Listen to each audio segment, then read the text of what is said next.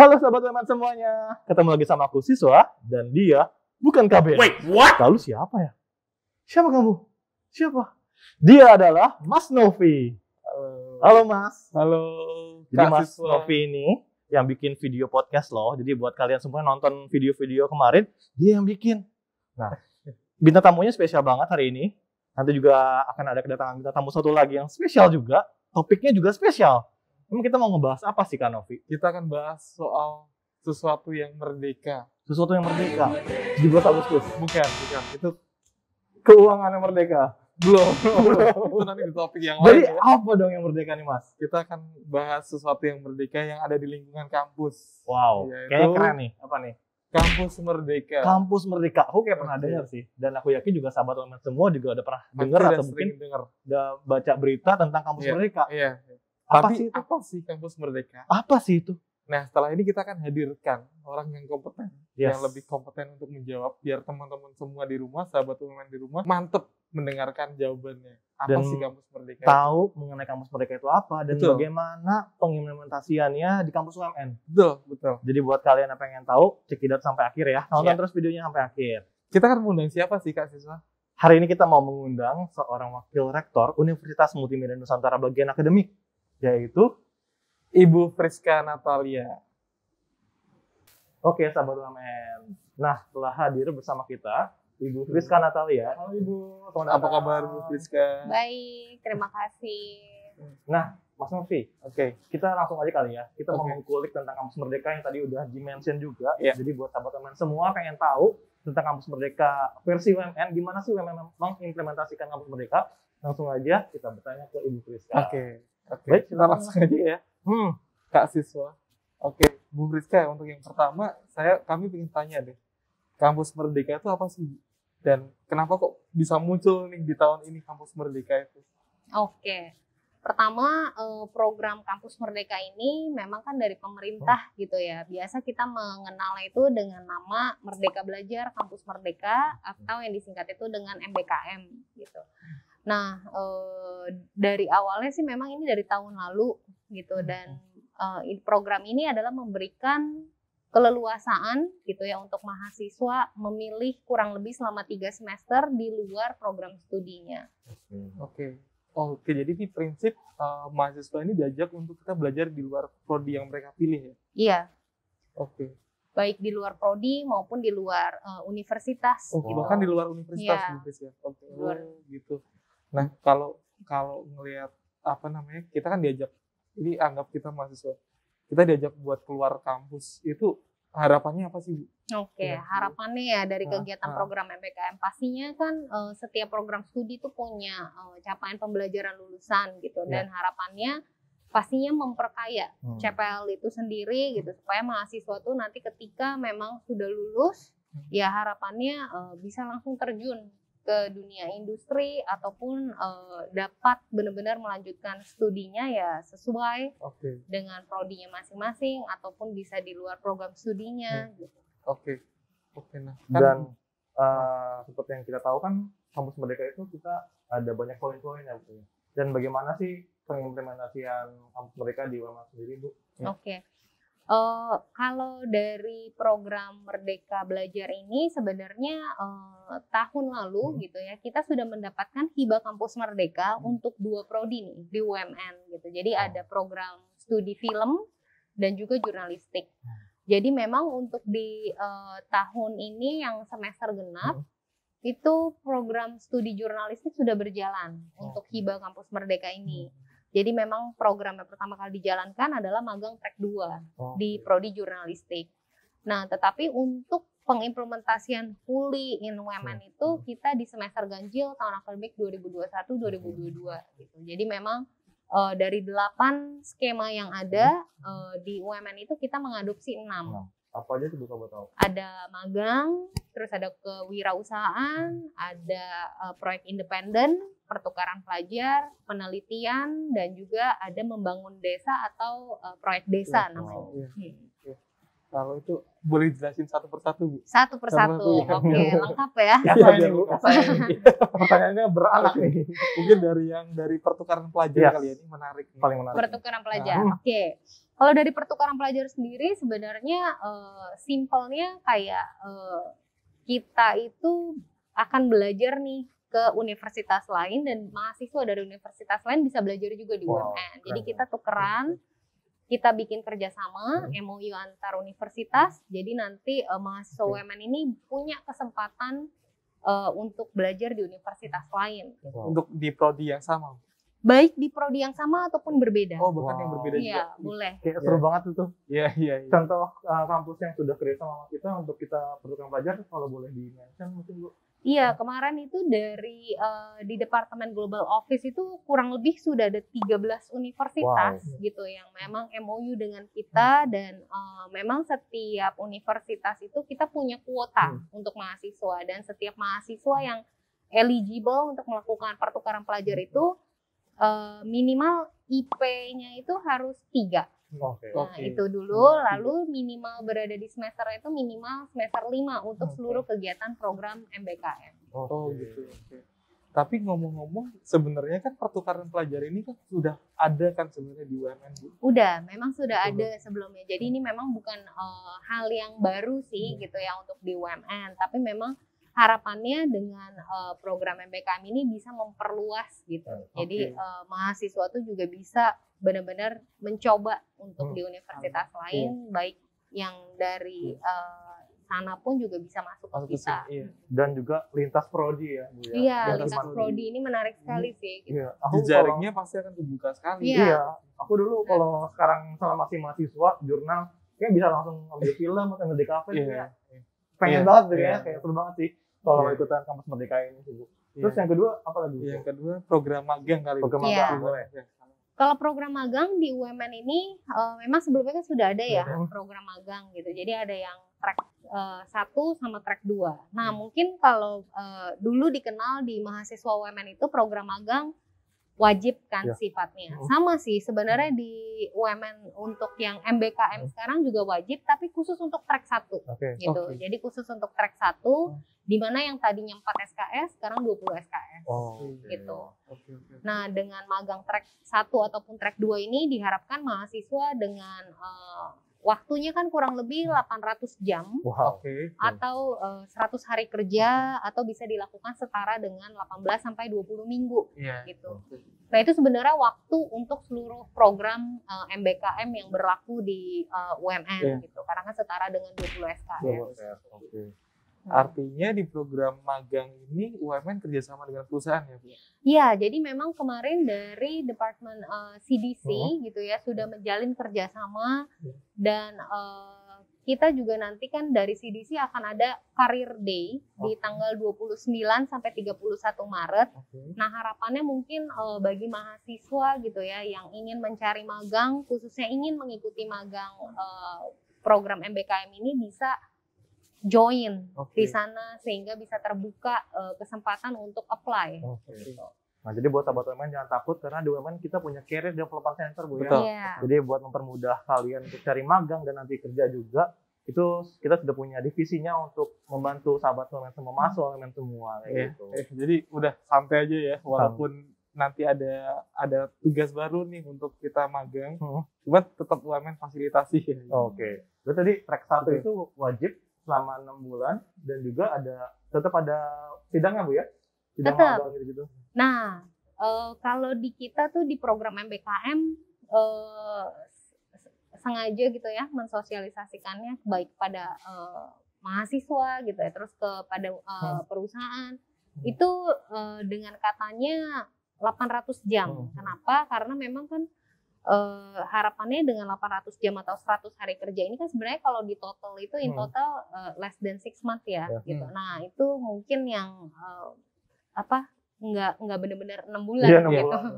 Nah, terus udah gitu program magang ini juga nggak hanya berpaku pada CDC, tapi bisa aja nih mahasiswa cari perusahaan lain gitu. Nah, mereka punya nih kenalan atau saya pengennya di perusahaan ini. Nah, silahkan boleh asalkan nanti dapat approval dari Kaprodi gitu ya, dari prodinya masing-masing boleh. Yang penting sesuai sama prodinya. Benar, sesuai sama prodi. Jadi bisa cari dari CDC UMN, bisa juga cari sendiri. Yang penting sesuai sama prodi yang dia ambil. Dan itu sangat memudahkan juga, kayak sebenarnya kelebihan magang juga karena si mahasiswa UMN itu bisa lanjut kerja kan Bu ya di situ ya. Iya, bisa lanjut kerja dan kan biasanya terbatas gitu ya 40 hari kerja gitu. Tapi sekarang dipanjangkan waktunya itu dengan harapan ya mahasiswa tersebut pastinya bisa mendapatkan knowledge baik yang soft skill, hard skill gitu ya. Supaya nanti benar-benar ya kalau memang cocok kan bisa langsung kerja di sana. Kenapa enggak gitu. Iya. Jadi salah satu pintu juga untuk mahasiswa UMN itu bisa langsung bekerja, mendapatkan pekerjaan gitu. Yang ketiga program penelitian Bu Friska. Oke, penelitian sebenarnya program ini sama nih dengan yang proyek desa itu dikelola oleh LPPM. Ya, di Lembaga Penelitian dan Pengabdian Masyarakat yang ada di UMN. Nah, program penelitian ini harapannya nanti mahasiswa yang punya cita-cita atau pengen nih penelitian tapi kan pasti bingung pertama-tama. Nah, bisa menjadi asisten peneliti dengan coba join di program MBKM ini gitu. Dan lanjut ke yang tadi yang desa, membangun desa. Proyek desa ya, kan sama nih. Nah, proyek desa membangun desa ini biasanya kan kalau mungkin dikenal biasanya dengan PKM ya, PKM yang program pengabdian masyarakat gitu. Nah, pengabdian pada masyarakat ini kita fokus benar-benar nanti udah ada nih topik-topiknya. Jadi misalkan di desa A gitu ya ingin misalkan membangun IoT-nya atau nanti ada kemasan produknya gitu. Nah, nanti bisa join masuk di sana gitu. Kalau kalian dulu nonton Jika Aku Menjadi ya. Tapi sebenarnya PKM UMN itu kalau yang saya lihat memang fokus ya Bu ya, fokus ke pengembangan entah itu produk buat UMKM desa, kemudian untuk pembuatan website desa dan seterusnya Bu ya, fokus ke situ. Nanti ada, jadi sudah di listing gitu topik-topiknya dan bisa nanti mahasiswa itu memilih topik tersebut sesuai dengan prodinya masing-masing gitu. Nah, sama penelitian juga sama, jadi mungkin mahasiswa tuh nggak perlu khawatir, takut, saya bingung nih topiknya apa, nanti seperti apa. Nah, tenang, nanti akan ada pasti bimbingannya gitu. Dan berarti ini semua tetap sesuai sama topik prodinya Bu ya? Iya, harus sesuai dengan bidang prodinya masing-masing. Jadi nggak sekedar ini Kak siswa, nggak sekedar berlibur ke rumah tangga. Kalau dulu aku di SMA live in. Sekarang lebih keren lagi nih karena sambil membantu desa dan bangun juga desanya jadi maju lagi. Keren. Jadi benar-benar pengabdian masyarakat masa kini ya. Itu. Gitu. Oke, kita lanjut ke yang keberapa tadi? Yang kesekian program kewirausahaan. Nah, kebetulan kan di UMN kita punya Skystar Ventures yang sudah mungkin sangat dikenal gitu ya. Nah, Skystar ini biasa kan memberikan mentoring. Nah, sekarang memang mahasiswa misalkan memang yang punya passion, saya mau nih membangun startup gitu. Nah, saya tuh selain magang, nanti saya pokoknya pengen fokus kalau sudah lulus tuh pengen banget nih bangun startup. Nah, silakan nanti join di program MBKM ini gitu. Karena nanti selain bisa dibimbing, di mentor untuk di program kewirausahaan ini, harapannya tuh nanti ada hasilnya gitu. Jadi ada produk startup juga ya. Wow, keren. Dan ini boleh kelompok nggak Bu? Atau harus boleh? Boleh. Jadi misalkan mahasiswa yang saya nggak punya kelompok nih, tapi saya pengen daftar, boleh gitu. Jadi silakan daftar secara individu, nanti kita akan arrange untuk kelompoknya. Tapi kalau misalkan mahasiswa, saya udah punya kelompok sendiri nih gitu ya, saya udah punya, nah silakan juga mendaftarkan langsung nama dengan kelompoknya. Seru sekali. Seru loh. Iya. Jadi kalau Kak siswa sudah nonton drama Korea startup itu mirip, terus jadi pengen gitu ya. Jadi pengen kan udah punya kelompok sendiri, geng sendiri lah. Yuk kita bikin usaha gitu kan. Dia dari geng biasa jadinya tiba-tiba jadi bikin usaha something. Itu usahanya bebas atau gimana tuh Bu? Iya, sekali lagi. Jadi kan nanti latar belakangnya dari kewirausahaan itu kan pasti apa nih skema industrinya. Nah, dilihat dari sana. Nah, mungkin akan dilihat juga nanti setiap skema itu sebenarnya program MBKM ini pasti nanti yang menilai seleksi itu ada 2. Selain dari departemennya, pasti nanti ada dari prodi. Gitu. Nah, kalau prodi ini pasti yang melihat sesuai nggak nih sama Iya. bidang prodinya. Iya. Tapi kalau misalkan dari departemen pasti ya itu tadi kesesuaian antara apa yang di-apply sama mahasiswa dengan yang ada di departemen. Oke. Nah, buat sahabat UMN Iya. semua nih yang mungkin belum tahu atau mungkin pernah dengar, karena UMN itu kita punya Skyter Ventures ya. Iya, itu semacam sandbox ya. Sandbox. Sandbox.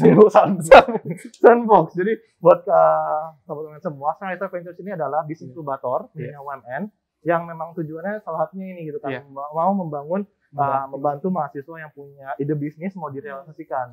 Dan Skyter Ventures ini mendapat akreditasi A. Iya. Jadi ini keren banget. Jadi jangan ragu lagi dia buat masuk UMN-nya. Iya. Enak banget itu, udah benar-benar kayak di Korea. Iya, sandbox ya. Sandbox bukan sandbox, sandbox. Sandbox. Ya. Lanjut. Lanjut yang terakhir Bu Priska, ini ada proyek independen nih. Mungkin ini yang rancu nih Oke. namanya. Proyek Apa? independen tuh sebenarnya membantu mahasiswa UMN gitu ya. Nanti yang memang kan banyak sekali prestasi-prestasi yang dihasilkan oleh mahasiswa UMN. Nah, di sini kita memfasilitasi gitu. Jadi kalau dulu mahasiswa lomba tapi kan belum dihargai SKS. Oh, Nah, sekarang sudah dihargai SKS-nya. Oke, wow. Sebanyak 20 SKS juga. Oke. itu Nah. gimana sih semua itu, Bu? Nah, jadi gini, misalkan contoh kayak tadi barusan kewirausahaan ya. Oke. Nah, misalkan ada skema lomba kan namanya KBMI Iya, gitu ya. Nah, dari kewirausahaan lomba itu bisa dikonversikan untuk 20 SKS tadi gitu. Oh. Jadi memang di proyek independen ini harapannya setelah mahasiswa itu apply, masuk dan ide-ide atau inovasinya itu memang dilihat dari kelayakan mahasiswa tersebut, nanti kira-kira bisa nggak ya masuk lomba, dipetakan gitu oleh Departemen Kemahasiswaan, itu dipetakan bisa nggak masuk lomba ini, masuk lomba yang ini gitu. Jadi harapannya mahasiswa itu juga happy ikut lomba karena memang dihargai effortnya gitu. Berarti semakin banyak dia menang lomba atau ikut lomba, SKS-nya banyak. Enggak, jadi Kira-kira kayak ngumpulin SKM gitu. enggak, jadi Enggak. kalau kita memang fokus ya, jadi sama seperti kayak proyek desa itu semua ada kelompok gitu. Jadi ada kelompok maksimal 5 orang dalam satu kelompok. Boleh beda prodi pastinya, terus beda angkatan gitu. Nah, di sana bisa dipilih memang fokusnya itu pengennya tuh di area apa. Misalkan kalau kayak di kewirausahaan, nanti ntar dari pihak departemen yang akan mengarahkan, oh ya proposal ini bisa masuk di lomba KBMI misalkan, atau proposal ini bisa masuk di program kreativitas mahasiswa PKM gitu. Nah, dari situ. Mungkin simulasinya gini kali Bu. Kalau itu olahraga gitu ada Bu? Oh enggak, kalau ini memang benar-benar untuk nanti dari petanya itu dia ada dari kemahasiswaan sih, ada beberapa nanti list lomba yang akan disosialisasi. Berarti lebih ke sisi akademis, Bu? Iya. Iya. Oke. Nah, aku pikir olahraga, nyanyi. Iya. Semakin banyak nyanyi, semakin banyak prestasi. Nah, lomba yang akademik. Akademi. Oke, baik. Nah, kalau dari Ibu sendiri mungkin share juga untuk sahabat teman semua, keunggulan dengan diimplementasikannya kampus merdeka ini buat sahabat teman, buat mahasiswa itu apa aja sih?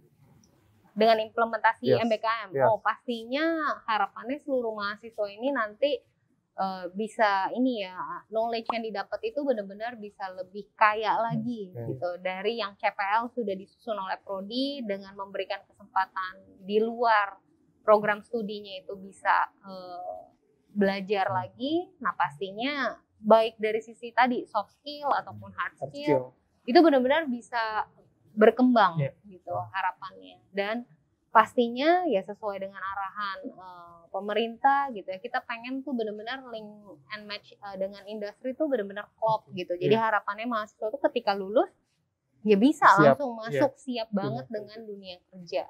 Gitu. Apalagi ini yang sudah pasti dapat jejaring nih kan. Iya. Jejaring pasti, networking pasti jauh lebih berkembang ya Bu ya. Iya. Magang bisa 2 kali gitu. Bisa 2 kali sampai 2 bisa tahap. juga pertukaran pelajar ke kampus lain, bahkan sampai ke antar prodi juga, lintas jurusan. Itu sih yang paling punya ide bisa bikin bisnis. Iya, bisnis sendiri gitu kan. Pengen mengabdi, ada pengabdian masyarakat. Atau pengen meneliti, bisa meneliti. Iya. Itu kayak kalau meneliti mas banget sih. Orangnya meneliti banget itu. Kayak mukanya tanpa penelitian semua nih. Nggak ada hasilnya. belum. Oke, mungkin terakhir Kak Siswa. Boleh. Harapan Bu Priska. Mungkin ini mumpung sahabat UMN semua akan nonton nih Bu. Jadi mungkin ada yang mau disampaikan Bu Priska. Ya, harapannya pastinya seluruh mahasiswa UMN ini bisa mengikuti dengan happy pastinya untuk program MBKM ini karena memang sudah sangat dirancang sedemikian rupa untuk membantu mahasiswa UMN ini nanti siap ketika lulus itu masuk di dunia kerja. Dan juga selain itu pastinya kegiatan ini tuh fun tadi ya. Mungkin kan dengan pengalaman-pengalaman yang baru baik tadi ya dengan mau pertukaran pelajar ataupun kita bisa milih nih passion kita nih maunya di mana sih, misalkan pokoknya yang wajib kan magang track 1 gitu ya. Nah, sisanya bisa pilih, saya mau magang lagi deh gitu atau saya mau penelitian aja atau saya pengen fokusnya di lomba gitu. Nah, ini mahasiswa tuh punya gitu kesempatan seperti ini gitu. Dulu kayaknya kan belum ada gitu ya, dan kesempatan ini menurut saya tuh sangat bagus banget dan sayang kalau dilewatkan gitu. Nah, harapannya sih bisa ikut sehingga ya tadi gitu dengan belajar baik di dalam maupun di luar program studi itu benar-benar nanti bisa mempersiapkan kalian semua untuk benar-benar masuk di dunia kerja itu seperti apa. Jadi mungkin bisa langsung siaplah untuk bekerja ataupun melanjutkan studi lanjutnya. Dan UMN juga udah punya semua divisi atau mungkin infrastrukturnya. Iya, infrastrukturnya sudah memfasilitasi banget nih mahasiswa UMN yang mau terjun ke dunia bisnis, ada Skystar. Mau magang ada Career Development Center dan lain-lain gitu.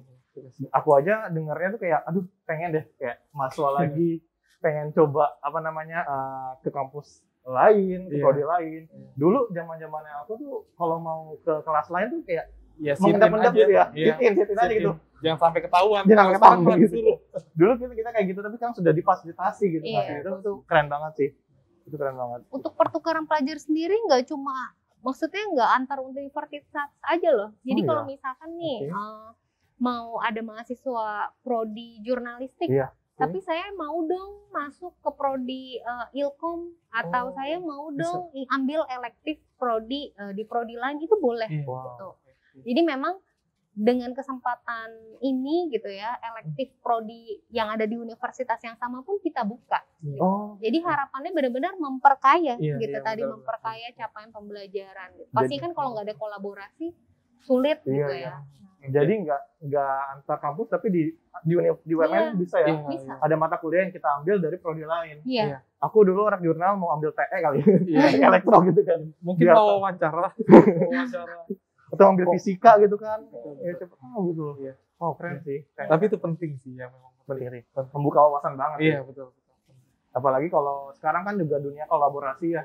Iya. Semua kan butuh kerjasama juga dan soft skill. Jadi kita harus punya banyak skill-skill lain, nggak cuma yang kita punya doang, tapi kita nambah soft skill. Betul.